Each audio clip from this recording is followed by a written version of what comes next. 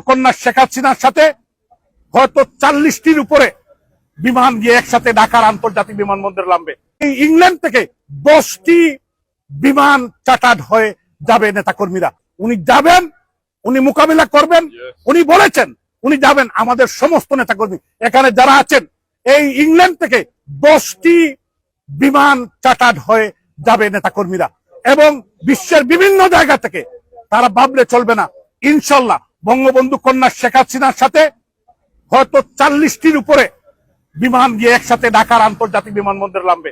আর জয় সরকার বাধা দেওয়ার চেষ্টা করলে প্রবাসীরা আবারও জেগে উঠবে, এবং প্রবাসীরা এই সরকারের কোনো মন্ত্রী এমপি এবং তাদের দূষর এবং এনসিপির তাদের কেউকে প্রবাসে আসতে দেওয়া হবে না যদি তারা বেশি বাড়াবাড়ি করে।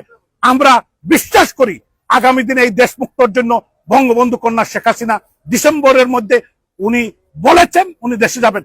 উনি যেটা বলেন সেটা করেন। উনি জাতির পিতার কন্যা।